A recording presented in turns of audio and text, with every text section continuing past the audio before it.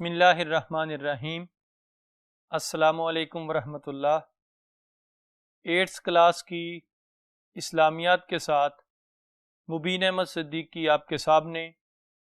آج ہم اسلامیات کے چوتھے چیپٹر کا ٹاپک اتحاد ملی پڑھنے جا رہے ہیں۔ آئیے بورڈ پر چلتے ہیں۔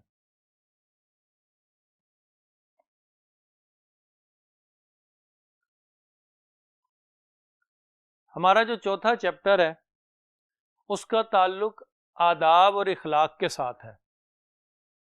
اس میں ہمارے پاس ٹاپک ہے آج کا اتحاد ملی، ملی اتحاد، کسی قوم کا متحد ہو جانا۔ مفہوم کیا ہے؟ کسی بھی قوم کا عقیدے اور نظریے کی بنیاد پر ایک ہو جانا، جس کے عقائد بھی ایک ہوں، نظریات بھی ایک ہوں، یہ اتحاد ملی کہلاتا ہے۔ ملت اسلامیہ ایک امت ہے، ایک قوم ہے جس کے عقائد اور نظریات ایک ہیں، عقائد بھی سیم ہیں اور نظریات بھی سیم ہیں، اور تمام مسلمان آپس میں بھائی بھائی ہیں۔ عقائد اور نظریات میں یگانگت کس طرح واضح ہوتی ہے کہ قوم کے عقائد اور نظریات ایک ہوں گے تو قوم ترقی کرے گی۔ کوئی بھی قوم ہے اگر اس کے عقائد بھی ایک ہیں، نظریات بھی ایک ہیں، سوچ بھی ایک ہے اور ایمان بھی ایک ہے تو وہ قوم ہمیشہ ترقی کرے گی۔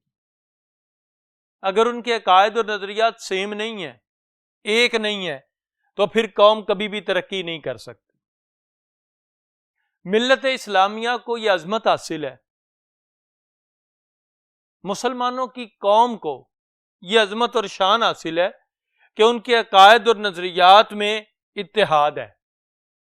ملت اسلامیہ کے عقائد اور نظریات متحد ہیں۔ مسلمان دنیا کے کسی بھی خطے میں رہتا ہو، وہ دوسرے مسلمان کا بھائی ہے۔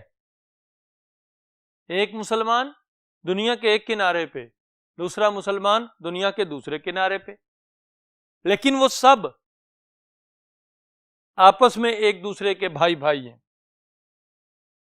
وہ دوسرے مسلمان کے دکھ سکھ کو اپنا دکھ اور سکھ سمجھتا ہے، دوسرے مسلمان کی تکلیف کو اپنی تکلیف سمجھتا ہے۔ ہماری امت مسلمہ کے جو نظریات ہیں ان میں یہ یگانگت دیکھیں کس انداز سے ہے۔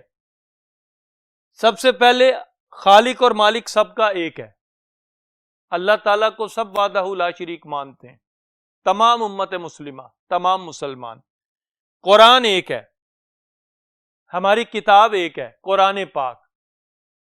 خواہ کسی بھی علاقے میں رہنے والا مسلمان ہے، اسی کتاب پر عمل کرتا ہے۔ رسول ایک ہے، حضرت محمد صلی اللہ تعالی علیہ وآلہ وسلم، جو قیامت تک اللہ تعالیٰ کے آخری نبی اور رسول ہیں، خاتم النبیین ہیں، سب ان پر ایمان لاتے ہیں، سب انہی کی تعلیمات پر عمل کرتے ہیں۔ تو خالق اور مالک اللہ بھی ایک، قرآن بھی ایک، رسول بھی ایک، کعبہ بھی ایک۔ کہیں بھی دنیا میں انسان رہتا ہے وہ بیت اللہ کی طرف منہ کر کے نماز پڑھتا ہے، اس کا مرکز ایک ہے۔ روز آخرت پر سب کو یقین ہے، موت کو سب مانتے ہیں کہ مر جانا ہے۔ یوم آخرت پہ، یوم الدین پر بھی یقین ہے کہ حساب و کتاب اور جزا اور سزا پر سب ایمان رکھتے ہیں کہ قیامت کے دن اللہ کی بارگاہ میں جمع ہونا ہے اور حساب و کتاب ہونا ہے۔ اتحاد ملی کا یہ ساری باتیں جو ہیں یہ ایک مضبوط رشتہ ہے جو مسلمانوں میں ایک دوسرے کو منسلک کر دیتے ہیں، ایک دوسرے سے تعلق پیدا کر دیتے ہیں۔ آئیے دوسرے بورڈ پر چلتے ہیں۔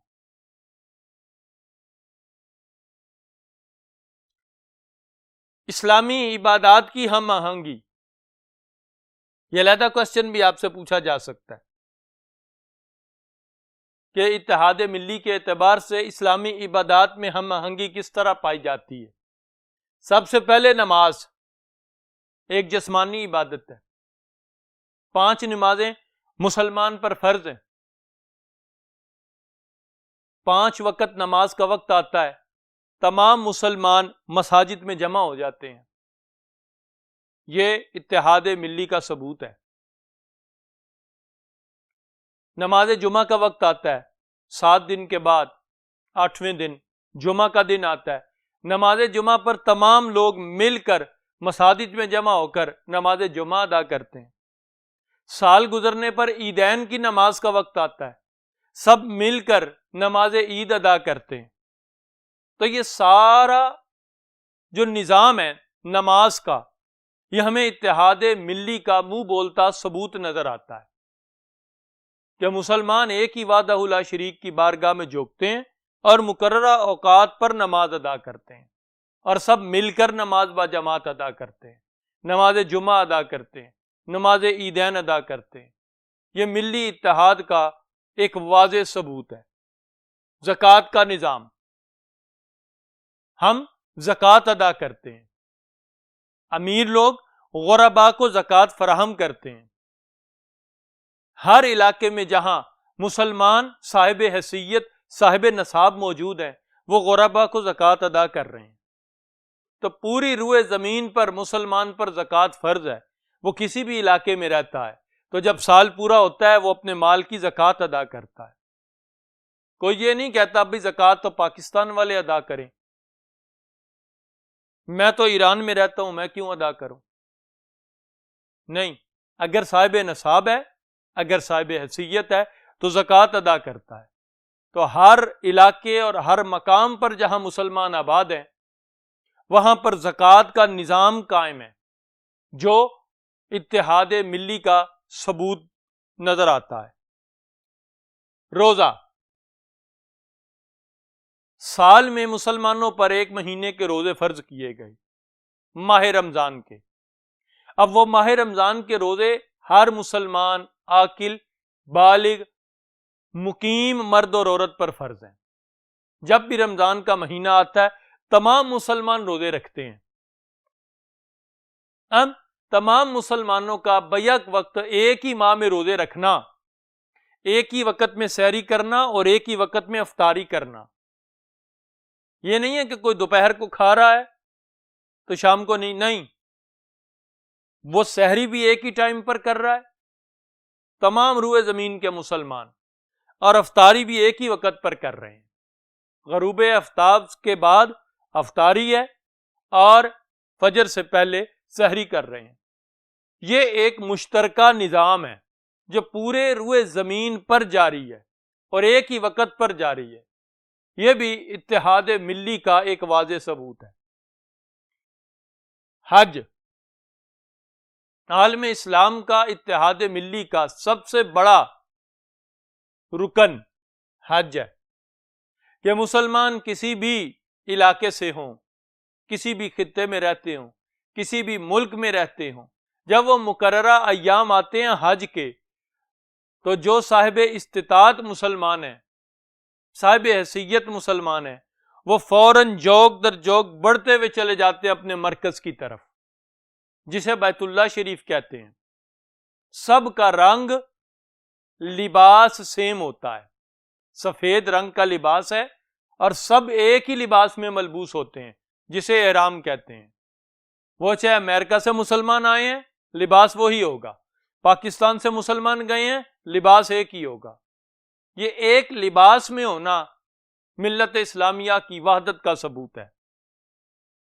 سب کی زبان پر ایک ہی کلمہ ہوتا ہے، وہ چاہے انگلش بولتا ہو، اردو بولتا ہو، ہندی بولتا ہو، جاپانیش بولتا ہو، کوئی بھی زبان دنیا کی بولتا ہے، لیکن اس کی زبان پر ایک ہی کلمہ ہے اور ایک ہی الفاظ ہیں، لبیک اللہم لبیک لا شریک لک لبیک ان الحمد والنعمت لک والملک لا شریک لک۔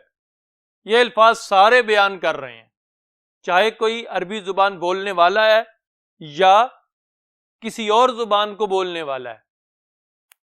تو یہ حج ایک ایسا رکن ہے کہ جو اسلامی عبادات میں سے جو ملی وحدت کا ثبوت دیتا ہے، یگانگت کا ثبوت دیتا ہے۔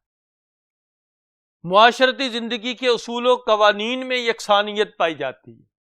یہ علیحدہ کوشچن بھی آ سکتا ہے کہ معاشرتی زندگی کے اصول و قوانین میں یکسانیت کس طرح ہے، واضح کریں۔ تو اس کا جواب کیا ہے؟ ہمارا اسلامی نظام، خواہ کسی بھی ملک میں رہنے والے، کسی بھی علاقے میں رہنے والے مسلمانوں، اسلامی نظام سب کے لیے ایک ہے، قوانین سب کے لیے ایک ہے۔ ہم اگر دیکھتے ہیں ہم انسانی زندگی کو، تو شادی بیاہ کا طریقہ سیم ہے، رسومات میں اختلاف ہو سکتا ہے، لیکن نکاح سب کے لیے لازمی ہے۔ اب شادی بیاہ کا جو طریقہ ہے وہ نکاح ہے، یہ ہر جگہ پر ہے، طریقہ سیم ہے، انداز بھی سیم ہے نکاح کا، ایجاب و قبول کروانا ہے، خطبہ پڑھا جانا ہے، اور پھر جا کے دو انجان لوگ میاں اور بیوی رشتہ نکاح میں منسلک ہو جاتے ہیں۔ اگر ہم وفات پر نظر ڈالیں تو جدھر بھی وفات ہوتی ہے نماز جنازہ سب پڑھتے ہیں اور پڑھا جاتا ہے، خواہ وہ کسی بھی علاقے میں رہتے ہوں۔ یہ بھی ملی یگانگت کا ثبوت ہے، مسلمانوں کے ایک ہونے کا ثبوت ہے۔ طریقہ نماز جنازہ کا سیم ہے، کفن دفن کا طریقہ سیم ہے، قبور میں سب کو دفن کرنے کا طریقہ سیم ہے، ایک ہے۔ اس وجہ سے یہ بھی ملی وحدت کا ثبوت ہے۔ حقوق و فرائض اگر ہم زندگی میں دیکھتے ہیں، والدین اور اولاد کے حقوق و فرائض ہر جگہ پر سیم ہے اسلامی نقطہ نظر سے۔ میاں بیوی کے حقوق و فرائض قرآن و حدیث میں ہر جگہ پر سیم ہے، خواہ کسی بھی جگہ پر علاقے پر انسان آباد ہیں۔ میل جول کے طریقے، خاندانی نظام کے اصول اور قوانین، تہذیب و ثقافت میں یگانگت پائی جاتی ہے ہماری، یعنی ہمارے تمام معاملات زندگی ایک جیسے ہیں، سیم ہیں۔ معاشرتی زندگی کے تمام تعلقات، یہ سب باتیں اس بات کی واضح دلیل بنتی ہیں اور واضح علامت ہیں کہ ہمارے تمام تہذیب و ثقافت جو ہے اس میں یگانگت پائی جاتی ہے۔ اسی طرح بھلائی اور برائی کا جو معیار ہے وہ بھی سیم ہے۔ اگر چوری کرنا پاکستان میں گناہ ہے تو جو مسلمان امریکہ میں رہتے ہیں ان کے لیے بھی چوری کرنا اسی طرح گناہ ہے، جو مسلمان اٹلی میں رہتے ہیں چوری کرنا ان کے لیے بھی اسی طرح گناہ ہے۔ تو جرائم سب کے لیے ایک ہیں قرآن و حدیث کے مطابق۔ اسی طرح بھلائی اور برائی کا معیار بھی ایک ہے، سیاسی اور اقتصادی نظام کے اصول بھی ایک ہیں، ریاست کیسے چلانی، نظام حکومت کیسے چلانا، شہریوں کے حقوق و فرائض، یہ سارے معاملات سیم ہیں۔ تو جب سارے معاملات سیم ہیں، کس وجہ سے؟ کہ سب کا قرآن بھی ایک ہے، سب جسے کتاب الہی کہتے ہیں قرآن پاک، سب کے لیے سنت رسول بھی ایک ہے، اور سب کے لیے اللہ تعالیٰ کے احکامات بھی ایک ہیں، ان میں فرق نہیں۔ اسی لیے زندگی گزارنے کا سارا نظام، معاشرتی زندگی کے قانونوں، ضوابط، قوانین، اصول و قوانین سب میں یکسانیت پائی جاتی ہے۔ آگے قرآنی تعلیمات، قرآن پاک میں اللہ تعالیٰ نے مسلمانوں کو اتفاق اور اتحاد کا حکم دیا۔ اللہ تعالیٰ نے ارشاد فرمایا سورہ انفال کے اندر کہ اللہ اور اس کے رسول صلی اللہ علیہ وسلم کی اطاعت کرو اور آپس میں جھگڑا نہ کرو، لڑائی نہیں آپس میں کرنی مسلمانوں نے، ورنہ کمزور ہو جاؤ گے اور تمہاری ہوا اکھڑ جائے گی، یعنی تم علیحدہ علیحدہ ہو جاؤ گے، اتفاق نہیں رہے گا، اتحاد نہیں رہے گا۔ دوسری آیت میں ارشاد فرمایا اگر مسلمانوں کے دو گروہ آپس میں لڑ پڑیں تو پھر ان دونوں کے درمیان صلح کرا دو، یہ سورہ حجرات ہے کہ ان دونوں کے درمیان صلح کرایا کرو، کیونکہ مسلمان ہمیشہ اتفاق اور اتحاد سے رہنے والے ہیں۔ جیسا کہ ایک اور مقام پر ارشاد فرمایا کہ اللہ کی رسی کو مضبوطی سے پکڑے رہو اور ٹکڑے ٹکڑے نہ ہو جاؤ، فرقہ فرقہ مت بن جاؤ، گروہ در گروہ بکھر نہ جاؤ۔ وہ اللہ کی رسی کیا ہے؟ قرآن پاک۔ وہ اللہ کی رسی کیا ہے؟ نبی کریم صلی اللہ علیہ وسلم کی سنت مبارکہ۔ تو قرآن اور حدیث کو مضبوطی سے تھامے رہو اور علیحدہ علیحدہ نہ ہو۔ آگے ہم ارشادات نبوی صلی اللہ علیہ وسلم کا جائزہ لینے کے لیے اب تیسرے بورڈ پر چلتے ہیں۔